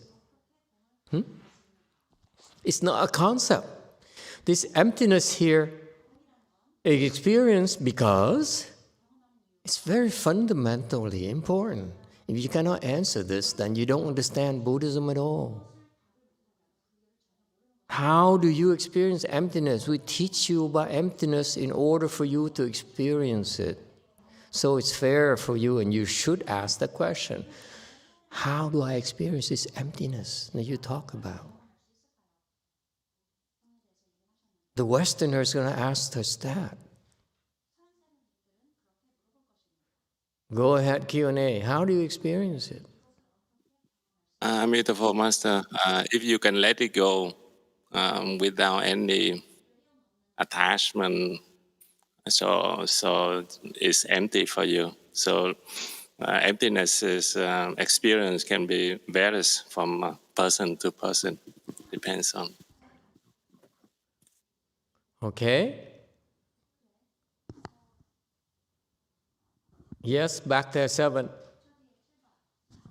Master, I just have a question. No, don't complicate matters. I'm trying to explain emptiness.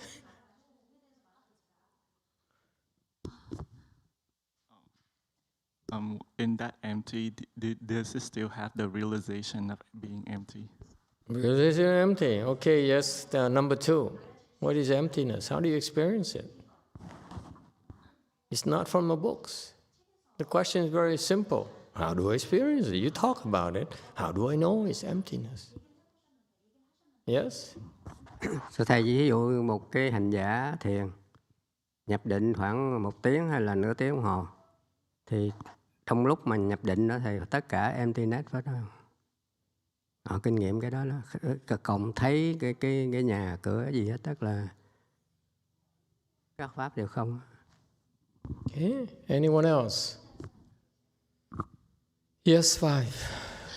그러니까 색수상행식 5온 중에서 색은 이제 몸에 집착하지 않는 걸로 하라고 해서 이제 그렇게 샤워 얘기를 했던 거고, 나머지 이제 수상행식을 어떻게 공한 것인가로 해서 제가 현재 시점에서 찾았던 답은 내가 어떠한 것에 주의를 집중했을 때 그것이 존재한다까지가 제가 알게 된 것입니다.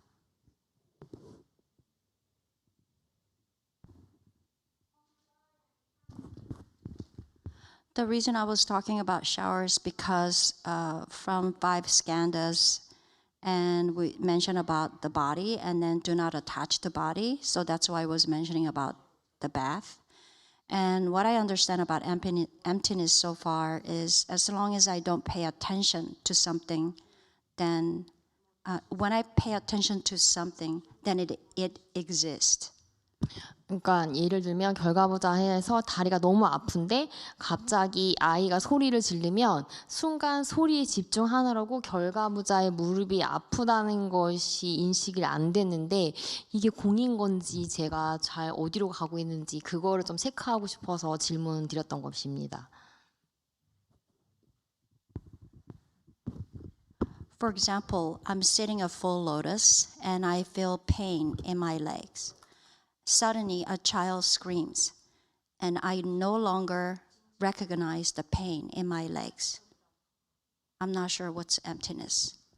그래서 제가 어떤 주의를 집중했을 때 안입이 설신이가 집중됐던 것이 존재하고 그것이 집중이 안 되면 존재하지 않기 때문에 공이라고 하는 건지 그거를 물어보고 싶었습니다.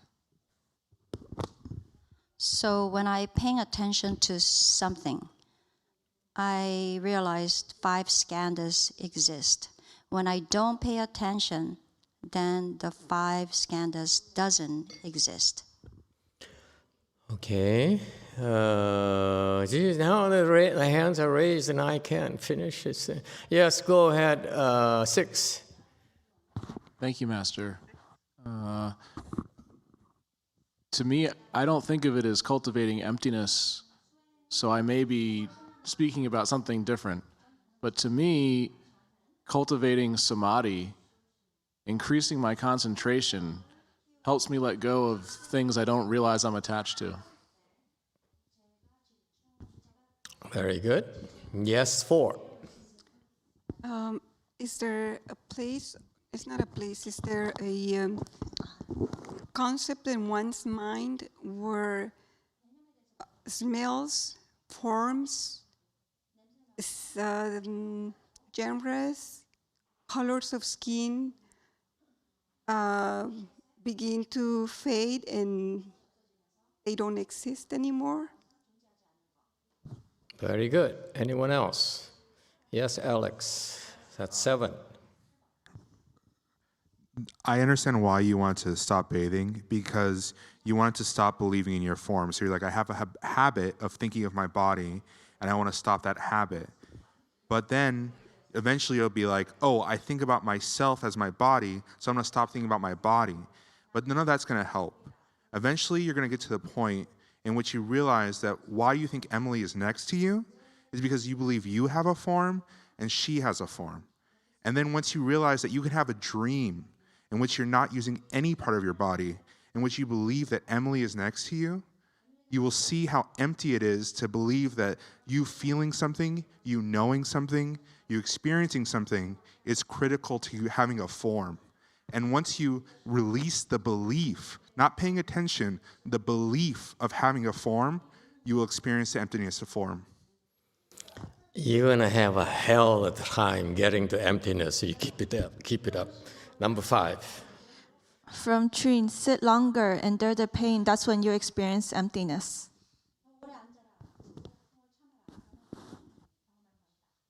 You're thinking too much.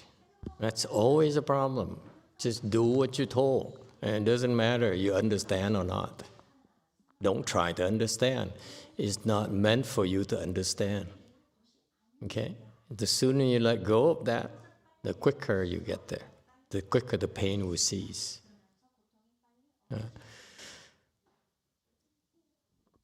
Very simple. Number 4. When you don't identify yourself with the self,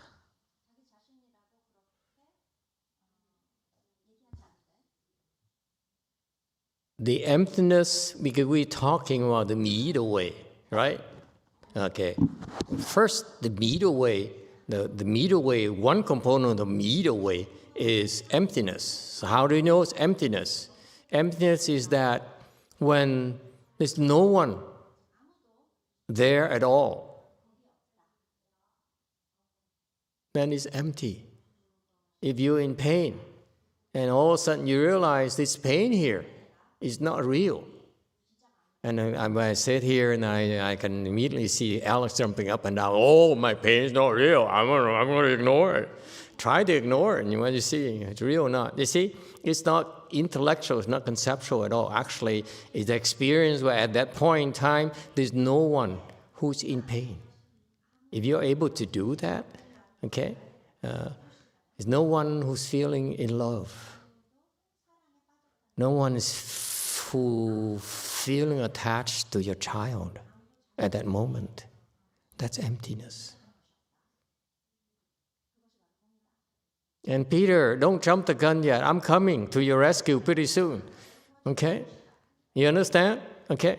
That moment there is real because there's no one suffering, there's no one happy, there's no one at all.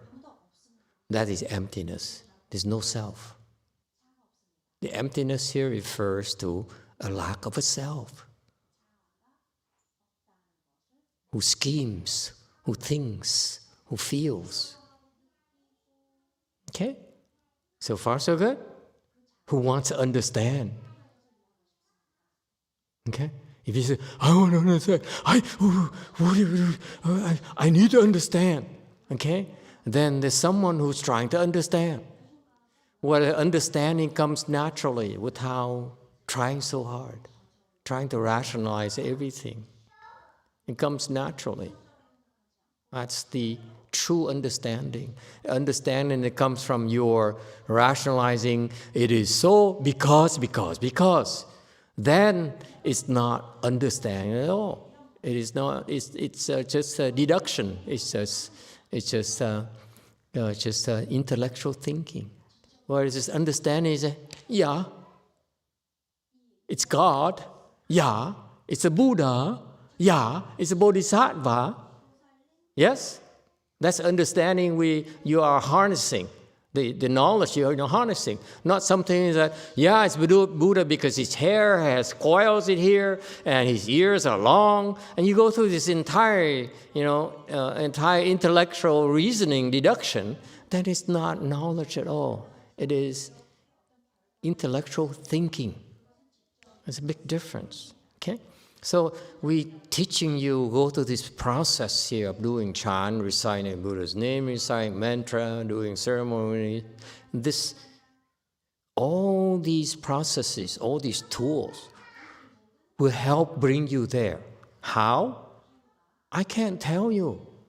If I told you, you can't get there. I have to trick you.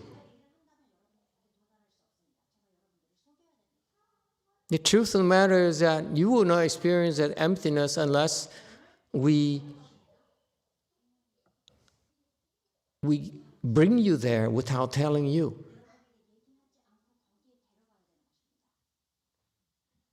Okay? So that's once you get there and then you realize, oh, of course, I'm empty. So that's why it's not something you can understand. I can explain to you, it's about feeling, it's about form and so forth, but it's still intellectual, the realm of intellectual understanding. I just explained to you in general why we're doing this, but ultimately, all these processes, okay, there's no way for you to understand, and we do it on purpose. You're not supposed to understand. It's by design. I don't want you to understand. To be blunt with you. Because your understanding gets in the way. Okay? And because of that, historically, in Mahayana, there are plenty of people throughout this universe who got there because of these particular training processes. It's not from the books. It's transmitted by the patriarchs. It's not in the books, folks. This is specialized training, just like in our temple. It is a process where you cross your legs and you go down to lunch and you go back and snore in your room, okay? And hopefully take your showers. Because you say, I am not going to take showers anymore. That's not normal. You understand? Just do the normal things. And by doing those things, you'll be, corralled into this enclosure called emptiness. And you're not supposed to know how. We cannot tell you how. And we won't tell you how. We absolutely don't want to tell you how. Doesn't matter how much you pay me. I cannot tell you how. You tell me, hey, Master, I know you need money. How about some Tesla stocks, $6 billion? I say, more?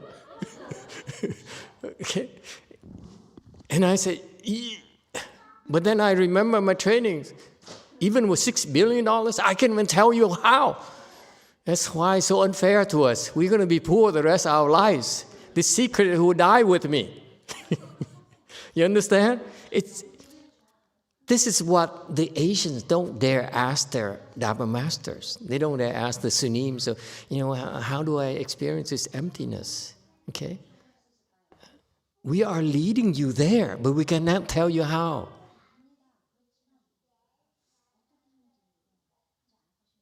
And what you have to go for? What can you write on? The fact that this is the system that the patriarchs did, not just my imagination. And many people around you have done it because they've gone through this. You're new to this. Many of them have been around for a long time, and they've been through this journey. And so I asked them, how you got there? He said, I don't know. You ask the Hinayana, you ask the Arhat. Okay? I'm telling you, ask the fourth stage Arhat. How do you get there? He said, well, I come in. I said, that's why it took you so long. Okay? But then another one says, oh, I practice Four Noble Truths. Yeah, you still missed the mark while you got there. Okay? The Hinayana, Because this emptiness here is the foundation, the first stage of wisdom that makes you more dependable, makes you more teachable. We need to bring you there, and there's a lot more to teach you, okay, before you really can really understand. So that's why only in Mahayana do we have a way to bring you there, okay? Many ways to bring you there, but there's no way for us to tell you. We can't tell you. Okay? Patriarchs never did. Okay? And whatever, if we bring this person there, the next person will be different. So that's why Mahayana training is very, very individualized. Pay attention, each and every one of you. That has to happen. It's not a cookie cutter where you're all the same. You're all, perfect wives, perfect husbands, perfect citizens. No. You'll have your own individuality, and you will have different paths, you have different experiences, but you all can get there. Okay? When you get there, you know that, there's no one experiencing pain. There's no one experiencing love. There's no one experiencing this terrible loss that official had when his Chu-in, that's his connection, died and he lost. So that's why he had to take his lute to express his grief. Took the lute and smashed it. That's grief. That's real. Okay? But you still are able to experience your emptiness.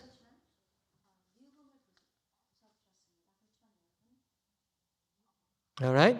So you will find out is the answer. How do you experience emptiness? Continue and you will find out. And I know I was joking, and if you do unusual things, others will stop you from getting there. It's not so much I care how about your kimchi odor. It's just that others will stop you, not me. You understand? So I was joking about it, but it's true. You just do the normal things. You don't need to do drastic things at all, because that's not the middle way. Okay? When you do drastic things, nonsense things, that's the middle way. When you keep on thinking and rationalizing, of course I understand. Let me explain to you. Okay? That's not the middle way. Okay? So it will happen naturally. You don't need to go to extremes for that. Okay? Number one, that's how you experience emptiness. And let me assure you, when that time comes. Until then, you can only imagine it, unfortunately. Okay? And that's why in Mahayana we have system where we say, I certify you experience emptiness, to reinforce your knowledge, to make sure you feel confident that you're there. Otherwise, until that happens, you have all these things. How can you tell one from the other? So that's why there's something called certification. We certify that you're there.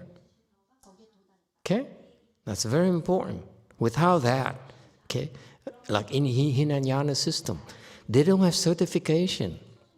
That's why you go to a temple in Myanmar, those places, they're not certified. Okay? So they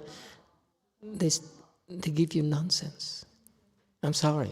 This is not meant to harm them or criticize them. I'm just saying that there's a difference between Hinayana and Mahayana. Mahayana, we have very clear certification from sages. So that's why you want to stick with the sages and the patriarchs. Do not go away from them. I don't care who you are, Japanese or Vietnamese. If it's not a Mahayana patriarch, stay away from them. I don't care. Okay? Don't waste your time. That's all. Because it's going to happen naturally, I stress. And then someone will certify for you. That's when you know. That's when you're sure. You know, but you're not sure, so that's why we need to certify it for you. Is it clear? It's not bragging. It's to help you. Because once you feel emptiness, we will be less likely to give us more money at all. Because money is empty after all. Master, why are you so attached to money? So it's self-defeating. Okay? So that's one side. At the middle way is emptiness. You experience that. So far, so good? Now, what's the other side of the middle way? It's life. Life is the middle way. Living is the middle way.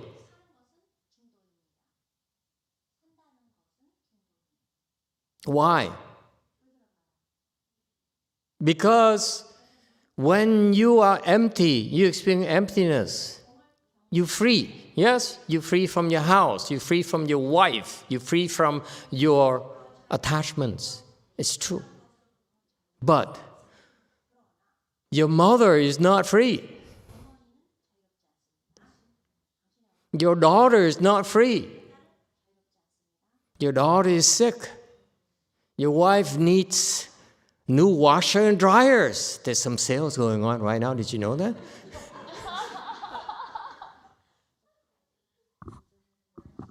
Okay? So that's why it's called life, because even though you're not attached to it, the people you care for are attached to it. So it's perfectly okay to love. It's perfectly okay. I love you, even though you feel empty inside, but it's okay to say, I love you. You understand? So Buddhists lie too. When necessary. Why? Out of compassion. Listen, if your mother is in such great pain, okay?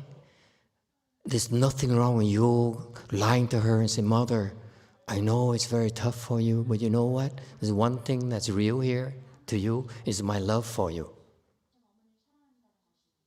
I disagree with you, but I love you dearly. That's real. Okay?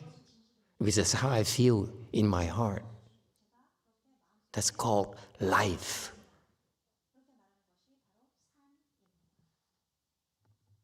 Because it's called kindness and compassion.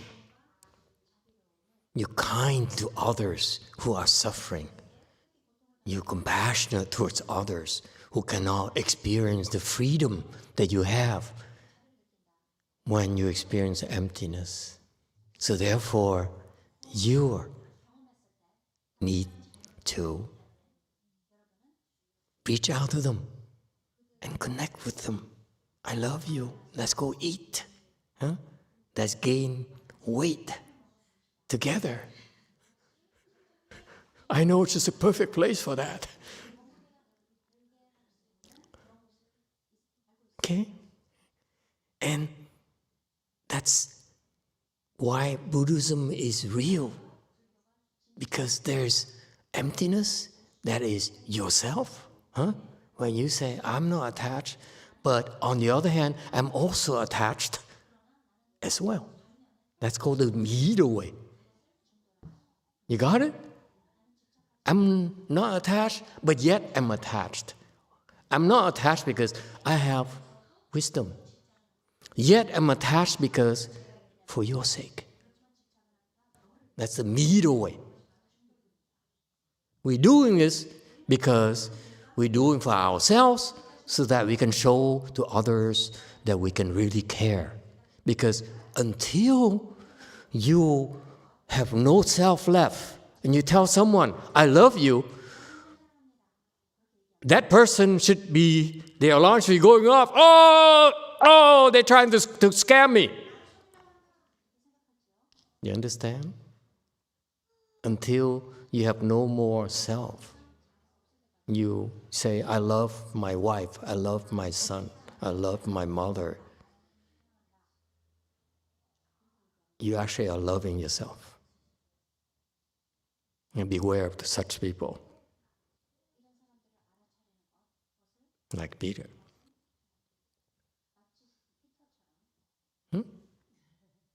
That love is true when you're able to empty yourself first.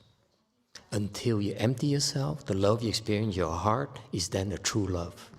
If your self is not empty and you say, I love you, I care for you, that self is actually saying, I care for myself, I love myself, I love my king, I love my king, I love my husband. See that? And those women are not to be trusted, boys.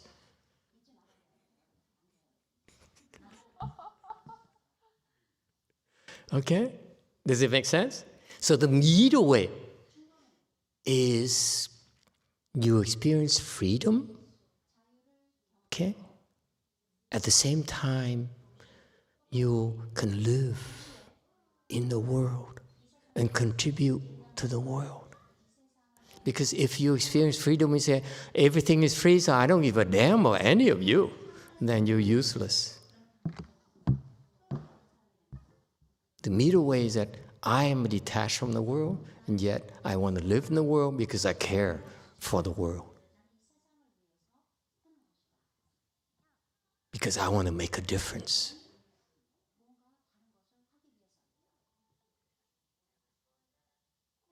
So, in Mahayana, we're doing this is to get to the point where we actually really are able to show that we care truly for others, not just for ourselves.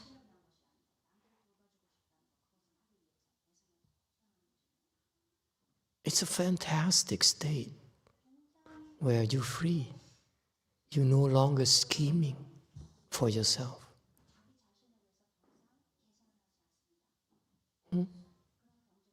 You become real. There's no more scheming. There's no more thinking. No more evaluating. No more.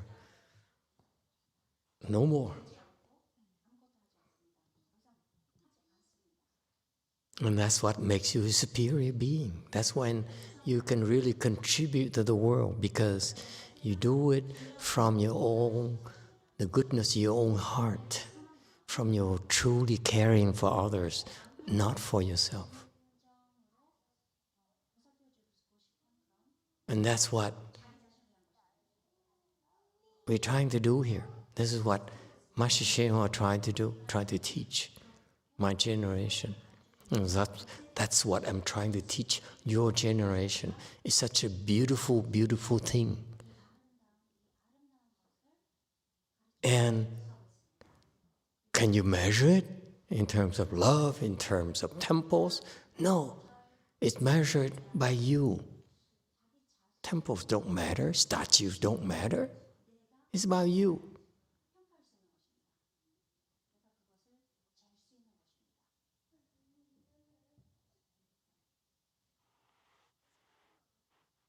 All right?